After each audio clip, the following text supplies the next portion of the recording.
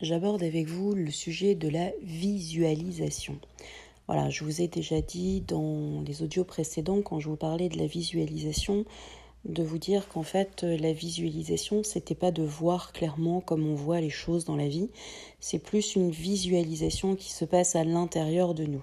J'appelle ça la visualisation intérieure, tout simplement. La visualisation intérieure, elle se travaille, elle se met en place petit à petit par le biais un peu de l'imaginaire.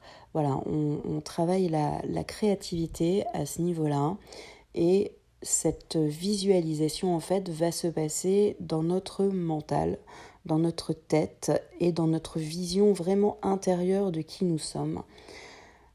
C'est pas un exercice si compliqué que ça, même si votre mental parfois vous empêche d'avancer parce que vous avez un mental fort et puissant sur votre stress et sur vos angoisses. Vous allez du coup découvrir que votre mental est votre force intérieure, parce que je pense que les deux sont intimement liés. Le mental, c'est une force, le cœur et l'instinct est aussi une autre force.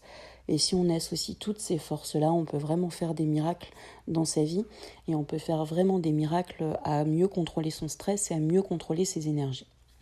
Du coup, on avance beaucoup plus vite dans la vie. Du coup, on a une vie beaucoup plus débordante de joie, de créativité. Et du coup, on est moins limité dans tous les projets que l'on veut en mettre en place. Donc la visualisation, c'est un travail d'imagination, de création. C'est aussi un peu la connexion à son enfant intérieur. Alors qu'est-ce qu'un enfant intérieur ? C'est le fait de se connecter à tout ce qui était relié à notre moi intérieur quand nous étions enfants, c'est-à-dire la joie de vivre, la naïveté, la créativité, l'originalité.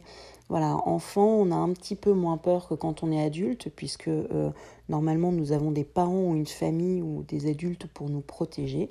Du coup, nous pouvons avoir des pensées complètement libres. Voilà, et avec le temps, nous oublions cette facilité de créer, de construire, d'imaginer, d'innover et de vouloir vivre nos rêves tout simplement. Les enfants sont beaucoup plus intuitifs, instinctifs que nous l'avons perdu avec le temps, nous avons perdu avec l'éducation, avec les milieux scolaires, etc. Donc la visualisation, c'est se reconnecter en fait à cet univers-là. C'est comme si on imaginait un peu une histoire, c'est comme si on imaginait une vision. Voilà, il faut imaginer vraiment une vision.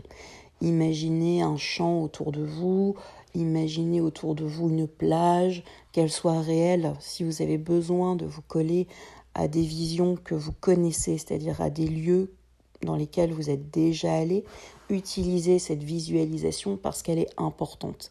Elle va vous aider après à libérer votre imaginaire. Pourquoi je vous parle de la vision intérieure ? Parce que la vision intérieure, en énergie, va vraiment vous permettre de connecter à des pensées. Vos pensées vont se matérialiser en couleurs. Ils vont se matérialiser aussi des fois en animal. Ça peut se matérialiser aussi en divinité ou en plein d'autres choses.